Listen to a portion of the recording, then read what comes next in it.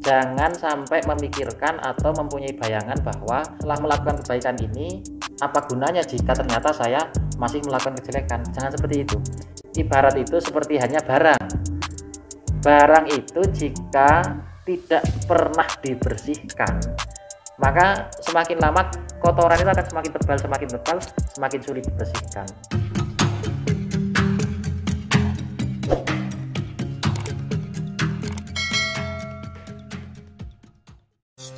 Saya akan berbagi pengalaman tentang pertemuan saya dengan teman-teman saya. Sudah lama saya itu nggak bertemu dengan teman-teman saya. Kemudian kebetulan beberapa waktu kemarin saya ada sebuah pertemuan. Ternyata dari beberapa teman yang saat itu berangkat ketemu itu bermacam-macam. Ada yang memang sudah terjun di dunia pekerjaan, ada sebagian yang masih menempuh pendidikan. Pengalaman ia selama di pekerjaan itu bisa dibilang pahit.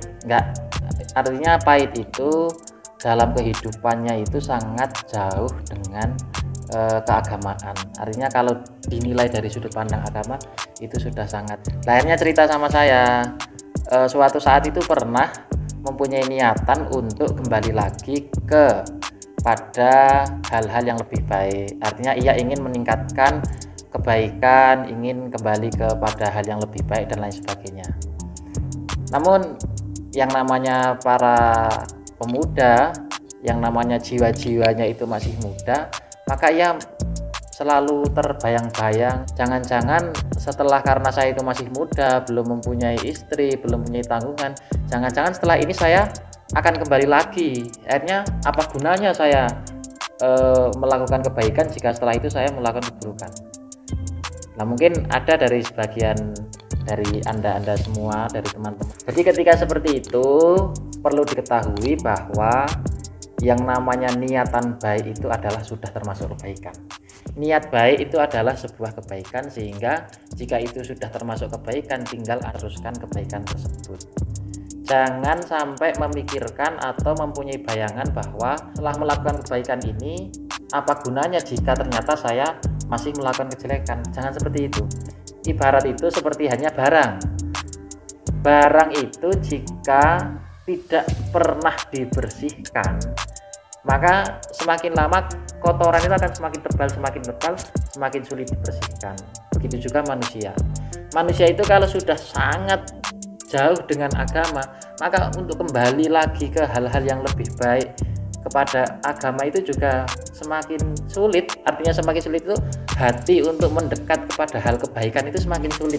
Misal suatu saat kamu kembali lagi kepada hal-hal yang tidak baik itu, artinya menjadi kotor lagi, tidak apa-apa, karena untuk kembali ke hal yang lebih baik itu akan lebih mudah daripada sama sekali yang tidak pernah kembali kepada hal-hal yang lebih baik. Ibarat kata, semua benda, semua barang itu pasti akan mengalami kotor. Tidak mungkin selamanya itu akan mengalami bersih. Begitu juga manusia. Manusia itu tidak akan selamanya ia menjadi orang yang suci, selamanya ia akan menjadi orang yang baik. Suatu ketika ia tetap akan pernah terjerumus kepada kesalahan. Jika kamu sudah punya niatan untuk baik, maka segeralah lakukan kebaikan itu. Jika kamu sudah punya niatan tapi justru sama sekali tidak dilakukan, ya sama saja, justru nanti semakin jauh maka semakin sulit untuk kembali kepada kebaikan. Maka kunci utama, jika kamu sudah punya niatan baik, kamu lakukan kebaikan itu, kemudian setelah itu kamu harus mempunyai paling enggak pegangan satu hal yang kamu selalu konsisten melakukan kebaikan itu tersebut bulan sebelumnya. Maka ketika seperti itu, kamu harus punya satu kunci yang harus kamu selalu konsisten melakukan kunci tersebut, kunci kebaikan. Semisal kamu harus konsisten, bagaimanapun keadaan saya, maka saya harus sholat 5 waktu. Meskipun saya itu pemabuk, saya belum bisa menyembuhkan kecanduan saya untuk selalu mabuk. Saya belum bisa menyembuhkan kecanduan saya untuk selalu bermain dengan seorang perempuan. Ya mungkin butuh ikhtiar untuk menyelesaikan semua itu, untuk menghentikan semua itu.